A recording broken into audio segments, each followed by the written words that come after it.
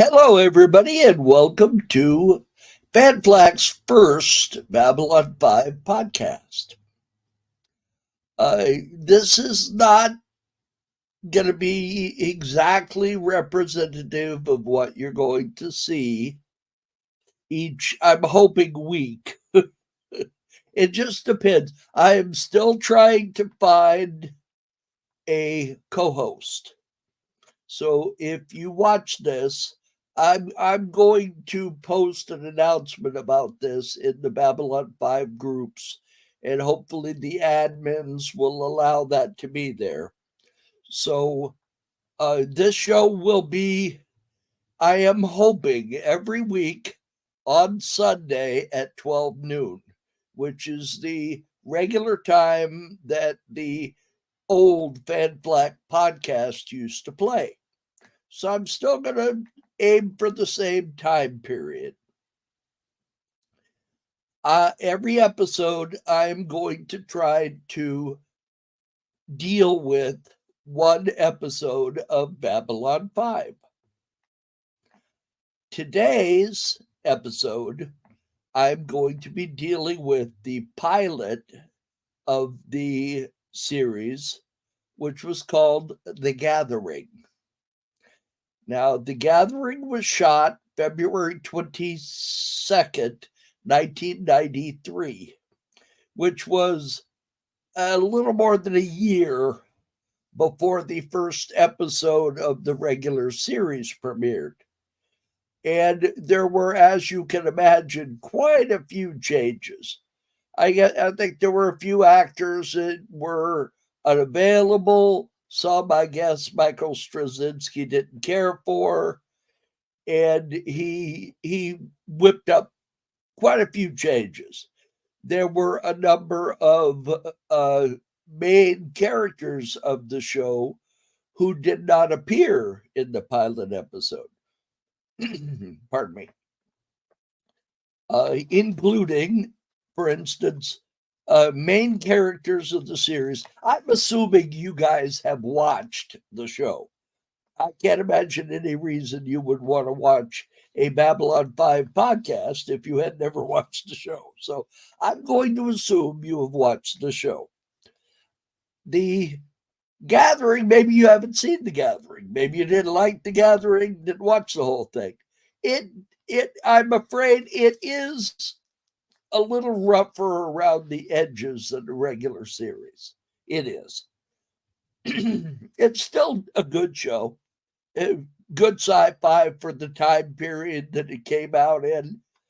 The special effects, you've got to accept the special effects for what they are, and considering the time period, they're very good. The special effects on the show, by the way, were done on this computer for The Gathering. This is a Commodore Amiga. They networked three of them together and used these to produce the special effects. So you have to be pretty impressed with the show, to be honest with you, considering that. You have to cut them a little slack. Okay, now Billy Mooney was not in was not in The Gathering. He also was not in the first episode of the series. He was in the credits, but he did not appear in the episode. No Stephen First, who played Veer, he was not in The Gathering. Claudia Christian was not in The Gathering. She played Ivanova. Her role was taken basically by Tamlin Tomita, and she played Lieutenant Commander Laurel Takashima. She is now in Monarch. If you want to see her in something, she's in Monarch. There was no Andrea Thompson as Talia Winters. The role of the telepath was taken by Patricia Tallman. Now, Patricia Tallman played Lena Alexander, and she came back later in the series. And Richard Biggs was not in the episode, playing Dr. Franklin. Johnny Sika filled the role of the doctor, playing Dr. Kyle. They needed a doctor because that's a key part of the episode. As I mentioned, Patricia Tallman. If you watch it, you'll notice Patricia Tallman's acting really was a little, as I said, rough around the edges. She was kind of overacting just a tad. I think she must have gone and had some acting classes because she improved considerably when she came back. She didn't appear until 1997 in the series in the episode Divided Loyalties.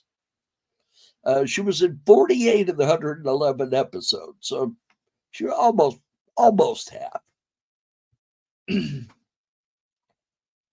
The intro to the series, as there was always the intro, I'm sure you're familiar with it. Now, it was done by the one who did the most portions of the intros for the entire series, and that's Peter Jurasik. Peter Jurasik did the complete intro for The Gathering, and he was, let's see here, in season 4, he was part of the composite that they had Billy Mooney, Jeff Conaway, Andres Katsoulis, Jason Carter, Mira Furlan, Richard Biggs, Claudia Christian, Jerry Doyle, Bruce Boxleitner, and Peter Jurasik did a composite speech at the beginning of season 4. Now, season 5, I didn't like season 5 for the fact that they just used clips out of other episodes rather than actually producing an intro speech, which I always liked that. So that I was kind of disappointed when they did that. But we'll speak about that later on when we do the rest of the series. We'll talk when we get to season 4. I'll gripe about it. So you can wait to season 4 for me to gripe about it. There are quite a few plot changes and differences that you'll spot when you watch The Gathering if you haven't watched it already. For one thing, the uniforms were much simpler in The Gathering.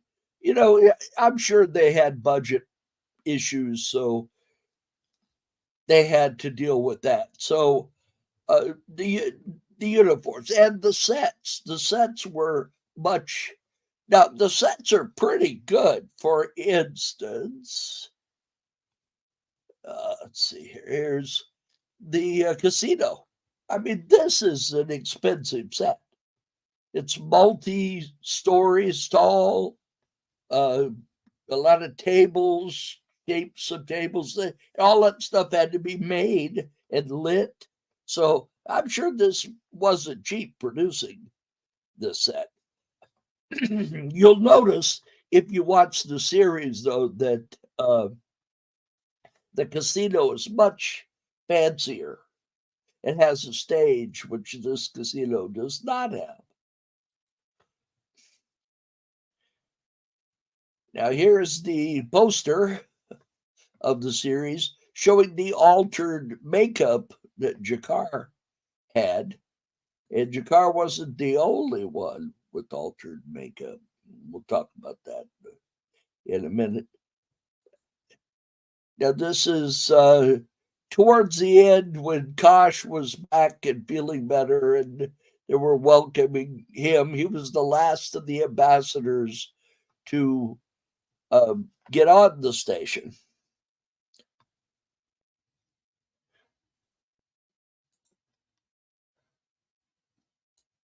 Let's see here. Now we were talking about the Amiga, and there's a lot of movies during that time period that had footage from the Amiga. The Last Starfighter had a lot of footage from Amiga computers. So You know, let's applaud for the Commodore Amiga 20 because it was really Amiga. It wasn't Amiga 20. I don't know why I said it was a Commodore VIC 20 was what I was thinking about. Now let's see here. Sinclair. Sinclair had a different girlfriend in The Gathering. He had Blair Barron played Carolyn Sykes. Now she was replaced. Let's see. I've got the name here someplace. She was replaced. Okay, I've got her name here somewhere, but I've lost it.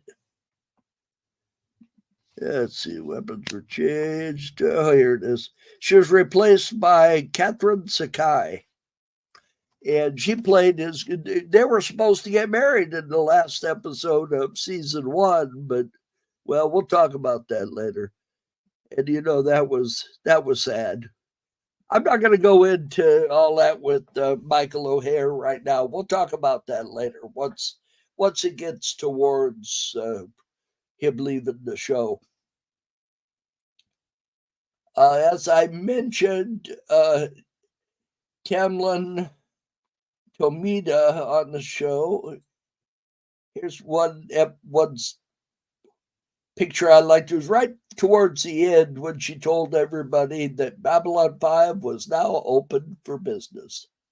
Now, a lot of the show was, like I say, it was different. The gas masks they used were different. One thing I really didn't like, and I'm glad they didn't continue it on into the series, they left it behind on The Gathering, was Jakar's gills. Because those were really kind of disgusting looking. And they didn't look right because if you looked at his neck, they were sticking way out from his neck. And then when they showed him right after that, you couldn't see him at all. So that didn't really make any sense. So I think they were wise to get rid of Jakar's gills. They were there so that he could breathe alien atmospheres. And just wear a mask. Come on. So I'm glad they did that. I'm glad they got rid of that. Now, I was talking about the makeup difference. I couldn't find any good pictures that really showed the differences on Jakar's face. His face, it was more harsh looking. It looked like a mask. It didn't look like a creature. Now, it was much better when they got on into the series. They really improved Jakar's makeup. Now, Delenn was a different story. John Michael Straczynski wanted Delenn to be a male character. And when she had it would have been, had the change that came about in Chrysalis, they were going to have her changed to a female. So that's what they were going to do with that. Well, they could not do anything with Mira Furlan's voice to make it sound male. They tried. They tried deepening it. There weren't the audio tools back then that there are now. They've got a lot more stuff now. You can probably do it now, but at the time they couldn't do it. So they decided rather than that, they would change her makeup and make her look female and have her just change from a Minbari to a human, which is what they did in the series. And I think that worked out fine. I really didn't care for the makeup that they did for her in The Gathering. I'll show you a picture of it. Now, this is some test makeup here. that they were doing. And she didn't look like this in the show. I'll show you that. This is what she looked like in the episode. But it's considerably different than she looks next week when you'll see her in Midnight on the Firing Line, which is the first episode of the series. She looks considerably different. A much more female. Because this is made to look like a male Minbari. And they also kind of toned back the bone structure on her head a little bit. They made that. I think they were trying to take away the harshness from the character to make her somebody you could like better. I mean, she looked the way her character did everything was okay. You could like the character, but the makeup didn't look. She looked like she was gonna bite your head off, but as the character, she wasn't like that. So I can see why they wanted to change that, the look, especially when they decided that she was going to be female, because she doesn't look female in this picture. So now another thing they did was they had these rings that were on a baseball world championship trophy. That's what I always thought it looked like, is the World Series trophy from baseball, I believe it is, that has those towers on it. And each one of them had a different color plastic ring, and she put these rings on, and all of a sudden she had Iron Man superpowers, and she was choking Jakar with her superpowers. And I never thought Jakar did anything that deserved that. There were a few things about the series that I kind of wondered about. I thought they kind of overreacted to a lot of stuff. Later on they weren't like that. Jakar walk into the room and they're trying to kill him. Now, although that really did change a lot. And it wasn't just in The Gathering, it was in the first season of the series also, is that Jakar and Londo kind of switched places in terms of the way you felt about them. Because when it started out, Londo was getting picked on. Nobody liked him, and he was only on Babylon 5 because nobody else would take the job. Although they don't mention that in this episode. That comes later on. But it's obvious in the episode that he's not like one of the top guys. So when Jakar's people kind of attack the Centauri, you kind of feel sorry for the Centauri. And you're kind of like, oh, that's not very nice of Jakar's people to do that. And Sinclair and everybody are trying to help the Centauri out against the Narn. And later on, of course, that changed completely 180 degrees around, and they're doing the exact opposite. They're trying to help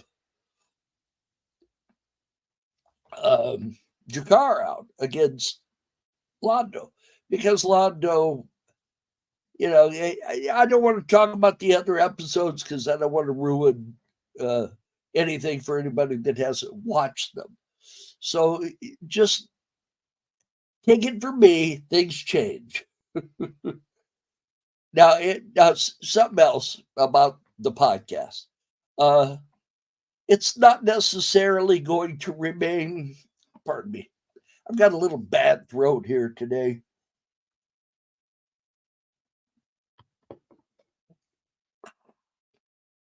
Little Babylon 5 root beer.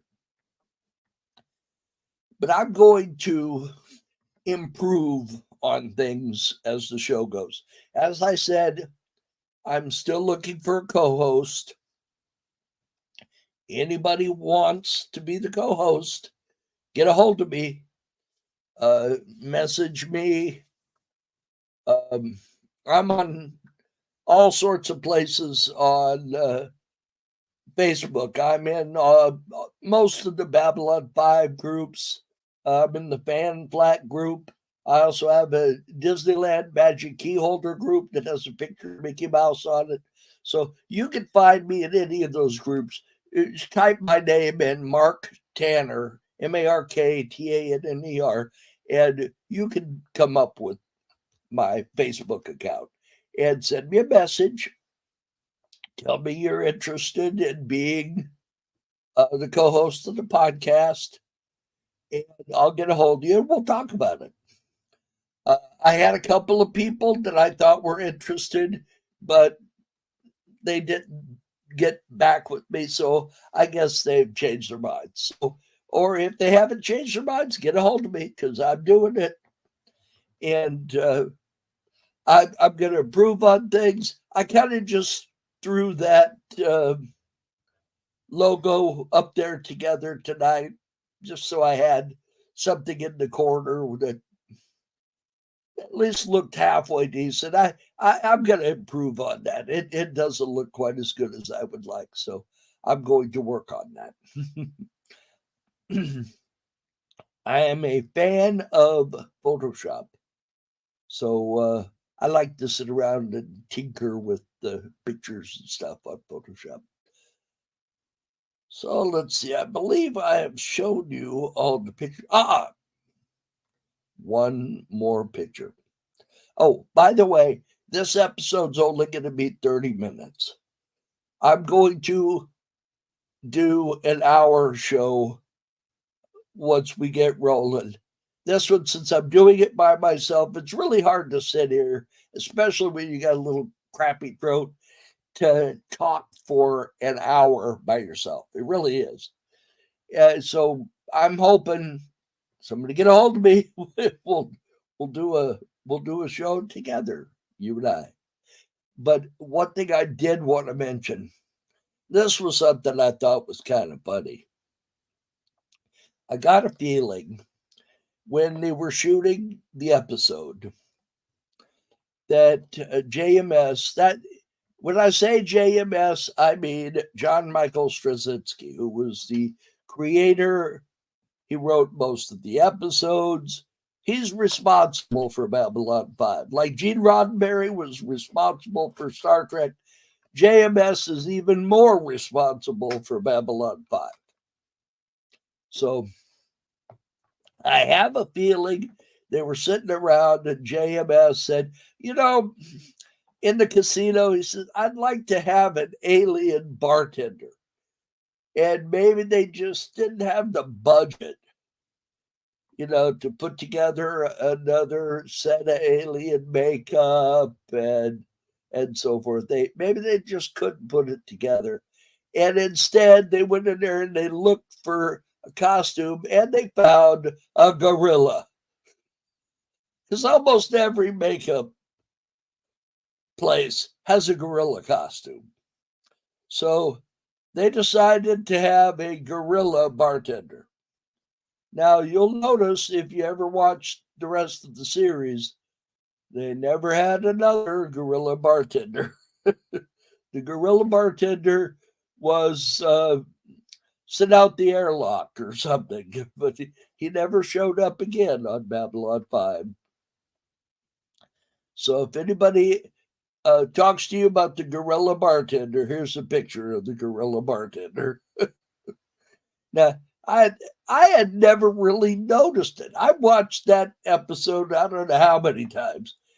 And until today, when I watched it again, right before I started doing the show, I said, wait a minute, that's a gorilla.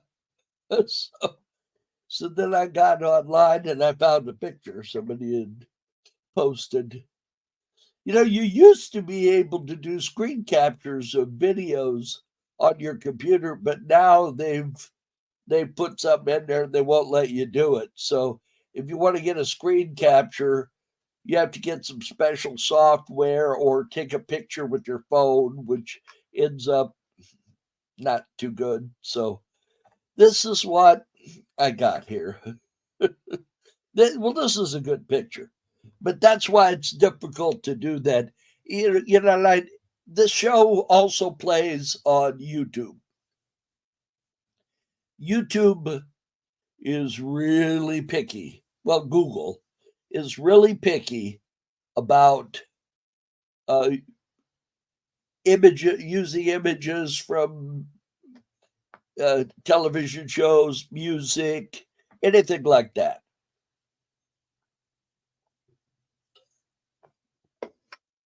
You just can't do it. My sister and I have a couple of times been shot down off there for the most ridiculous things. So I'm not going to take a chance. So that's why you're not going to hear music. I'm not going to put, there's a number of podcasts out here about Babylon 5 that play clips from the show. I don't want to do that. I just want to sit here and discuss the show with you. Tell you what I think of the show and so forth. Let's get rid of the gorilla. So this is roughly what you can expect. It'll be a little more dressed up and fancier looking as I get on into doing it, and especially if I can get a co-host. So all you people out there that want to become a big podcast star, hey, get a hold of me, and we'll discuss it, because it's not hard to do. All you got to do is have a webcam and a decent internet connection. If you have decent Wi-Fi and a webcam, we could do it. I use an Anker, Anker webcam. The reason I like the Anker webcam is it has adjustable focal length sideways. So if I have something off to the side here, this is a green screen. I'm sure you realize I don't have a set behind me. It's a green screen. And you need to be able to adjust the width of your camera view so that you don't end up seeing things that are off to the side of your green screen. Because I don't want you to see those things. I mean, I got laundry over on this side, just, things. So anyway, I hope you enjoyed the show. I know a lot about Babylon 5. I've watched it probably 30 times from end to end. I love the show. I think plot-wise, it's better than Star Trek. And it's just a really good show. So if you're interested in the show, and if you've got something you want me to look into or dig into, I have, just to tell you here before we go off, I have purchased a bunch of stuff. I have Creating Babylon 5. I have the Babylon 5 Encyclopedia, which I just got the other day. And I have the entire fan club package, which is still on its way to me from eBay. So I'll have all that stuff to share with you. So, like, any questions you got about it? I know an actor that was on Babylon 5. He played a bunch of different characters, filling in Bill Blair. He and I wouldn't say he's a friend, but he's an acquaintance. I know him. So I'm hoping I can get a hold of Bill and have him on the show one day. I'd love to talk him into being a co-host, but I doubt it. He's pretty busy. He's been the most different aliens of any actor. He holds the Guinness Book of Records record for being an alien on different television shows and movies. So anyway, okay. So like I say, I hope you enjoyed the show, and be back with us. I'm not sure it'll be a week. I'm going to try to get back here next week. If not, a couple of weeks. So y'all take care, and see you next time.